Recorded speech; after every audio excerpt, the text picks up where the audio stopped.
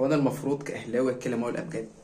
يعني انا كواحد اهلاوي او انت كواحد اهلاوي هنتكلم نقول ايه؟ يعني احنا نطلع بموسم صفري؟ النادي الاهلي اللي تقريبا ما طلعش بموسم صفري في طول تاريخه هيطلع السنه دي بموسم صفري بسبب اداء، بسبب قرارات غلط، بسبب مدير فن غلط، بسبب اكتر حاجه غلط ان انت اساسا من ماتش باتشوكا وانت خلاص عارف ان المدير الفني مشطب وانت صبرت عليه ليه؟ يعني كنت مستني منه يحصل. ايوه كان مدرب كويس وكان مدرب حلو، وعلى راي شبور ما طلع ما قال مدرب معاه 11 بطوله، هي الوقت بقى سيء. كان 11 بطوله واخد بطولات معانا في السنتين دول في وقتها، ظروف الماتشات وظروف اللعيبه وظروف كل حاجه في وقتها. انما الوقت خلاص ما عادش وقته، ما عادش خلاص. عارف انت لما حد يفقد الشغف او ما عادش عنده جديد يقدمه، هو ده هو كولر خلاص. كولر خلاص، انت فاهم. وفي ناس كتير اهلاويه ما كانوش مقتنعه بقى اللي هو كويس. يعني في ناس كتير اهلاويه لا ما هوش مدرب كويس وماشيه معاه كده. انا كنت واحد مقتنع هو كويس بس خلاص اجى لاخره. يعني انت عندك مثلا انشيلوتي مع ريال مدريد، المفروض يمشي خلاص، الاداره ما ينفعش تصبر عليه. اداره ريال مدريد هتيجي تقول لك لا ده هو اكتر مدرب حصل على دوري ابطال ومش عارف ايه. لا خلاص ده وقتك وكان مناسب ليك وخلاص، الوقت مش وقتك. فانا كاهلاوي اعمل ايه؟ موسم صفري يا موسم صفري. بيراميدز وصل للنهائي، يا نهار ابيض. بيراميدز وصل للنهائي. ايه في ايه يعني بجد؟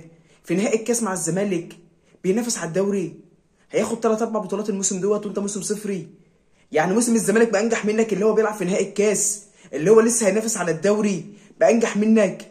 الزمالك اللي كان عمال تخبطات وعمال تاخد منه هيبقى موسم انجح منك. في ايه يا جدعان؟ في ايه بجد؟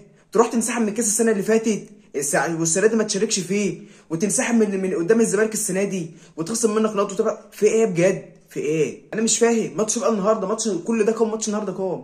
بقى انت يا راجل، يا راجل اللي بتلعب على ارضك ووسط اكتر من 50,000 مشجع اهلاوي طول الوقت، طول ال90 دقيقة ولا ال100 دقيقة اللي اتلعبوا عمالين يشجعوا. يا راجل بتنزل تدافع، سايب الكرة لسان داونز يدافع، بتدافع. يا نهار ابيض، بيساب لهم الكرة وانت اللي مضغوط وعلى ارضك. طب الماتش اللي فات كنت سايب لهم الكرة، حقك يا عم، انت منتش على ارضك، دلوقتي سايب لهم الكرة وبتدافع. معاك بن شرقي ومقعدوا دكة. يعني انت كنت بتشتكي ان ما عندكش وينجات وما عندكش باكات، طب الوقت جبنا لك كل حاجة. مقعد بن شرقي دكه. يا نهار ابيض، في ايه؟ مش عارف تقرا الماتش صح؟ بتسحب امام عاشور وتنزل اكرم توفيق بدل ما تسحب احمد رضا.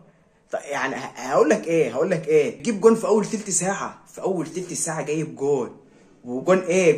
جون جاي غلطه من نص الملعب، ضغطنا عليهم اخدنا الكوره، امام عاشور لعبها اسيست لطاهر محمد طارق، مش هتلاقي الجون. وكويس اللي هي لبست، انا ما كنتش مصدق اساسا اللي هي لبست في وش رجله كده وراحت في الجون. يعني لما الكوره هزت الشبكه انا قلت ولا ده جون اهو.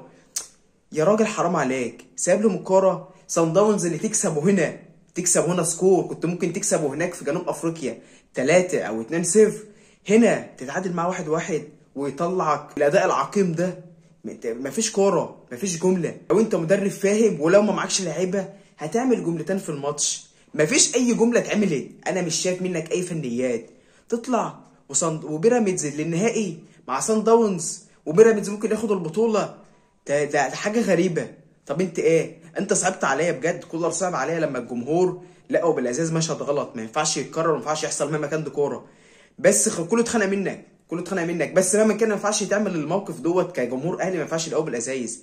بس انا مش عارف اقول ايه، يعني انا مش عارف. هيبقى موسم صفري، ده حاجه. السلام عليكم.